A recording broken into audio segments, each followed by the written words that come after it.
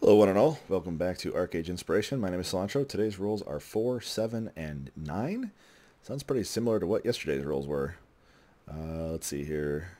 We have Sorcery, Oromancy, and Shadow Play. So we're switching Defense for Shadow Play. And that gives us an Enigmatist. One of those.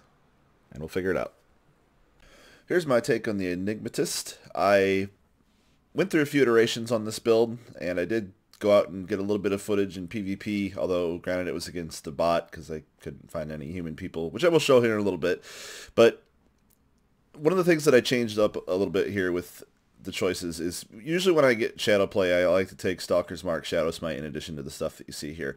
I wanted to focus this build a little bit more around crowd control and a little bit more around mobility than straight up damage output, which Stalker's Mark and Shadow Smite both do damage, of course, and augment damage.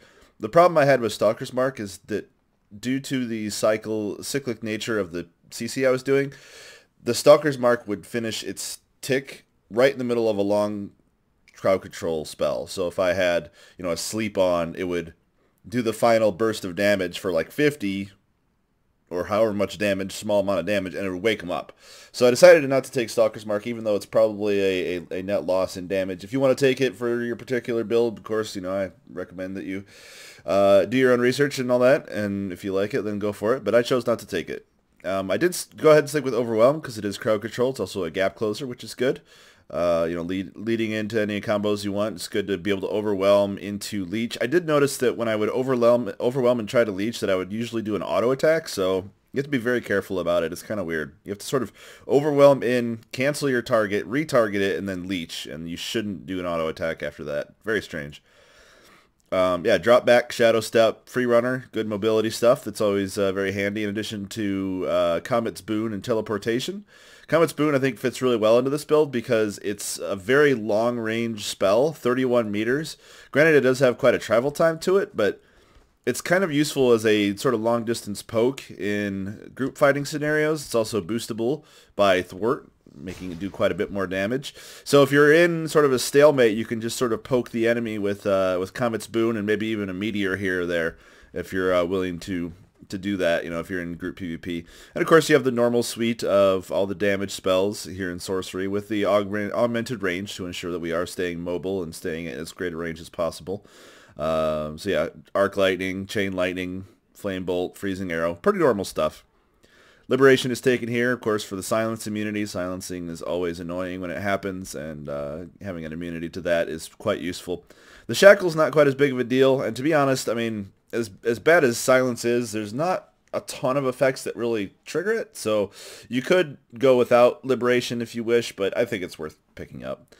When this build is available for the 55, the 55 level cap raise, I think Teleportation Discipline would be a really good choice. There's already a number of points in Oromancy, so getting a few more and getting up to Teleportation Discipline with Mirror Warp will ensure an excellent amount of extra maneuverability.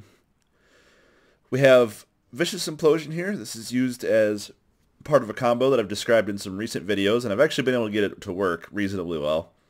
The timing on doing the Frigid tracks into Vicious Implosion into Freezing Arrow is very tight. You have to be very careful about how you time it out. And I would highly recommend practicing it a lot to get quite smooth and consistent with it. You'll see in the PvP video here in a little bit that I have that my timing wasn't exactly perfect, but everything still worked out. I mean, I guess when you're going against a bot, you have a little bit of free, leniency. Interestingly enough, throughout all of my testing, I didn't really have a lot of time or resources to practice Magic Circle. The timing on the combos is again really tight, so trying to even get a Magic Circle in when you're doing all your combos could be very difficult. If anything, you could probably Shadow Step, Overwhelm, and then immediately Magic Circle, and you should hopefully have enough time to get a leech off in between all those. Maybe. Yeah, it really kind of depends on who you're going against and whether they're wearing cloth or plate or whatever. Lots of variables. So I feel like this build will take a lot of practice, but it's definitely got a lot to it. I mean, just the the normal thwart buff giving you the 24% attack speed can make all your sequencing a lot faster.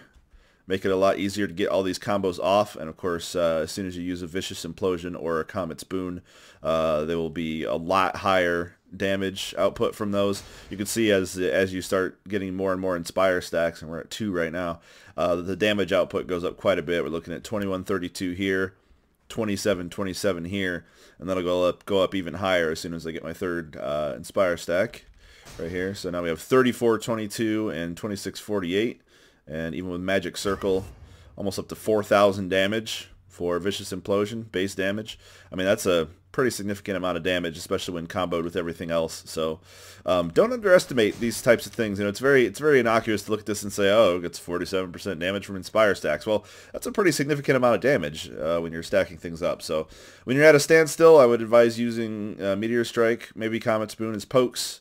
Make sure you keep your Thwart on cooldown as much as you can. Even just a single Thwart boosted Comet's Boon does a good amount of damage. And once things come close, you have the option to do, unleash the full cavalcade of your offensive spells. And in 1v1 situations, you have the Frigid Tracks and Freezing Arrow trick that I am becoming quite fond of. So let me cut to that footage, and I'll see you in just a second. Alright, so here's my fight with the bot. I go ahead and sleep him, Frigid Tracks, Implosion, and do another sleep here. I'm kind of curious that he was able to jump in between all these attacks, so there may be some sort of a timing issue where they're very, for a split second they're able to move. But despite my timing issues, I got it. So that's really all I had to say about the Enigmatist. As far as your equipment goes, I would suggest getting a lake set of either plate or cloth. They both work pretty well. And just use the staff for as much magic damage as you can get. If you really want to, you could get an Obsidian Great Katana, or Nodachi, I believe they're called, to make your Shadow Smite do a little bit extra damage, but I don't know. Kind of seems a little silly to go all through all that effort just for a single attack. One thing you have to be careful of with this build is because your biggest initiation tool is Leech, which is a sleep, that anybody who has Witchcraft can use the ability to remove or to make themselves immune to sleep. So just be wary of that. Know that if they have that ability, that you're not going to be able to get them slept quite as easily unless you manage to steal the buff from them with Leech, which is quite possible.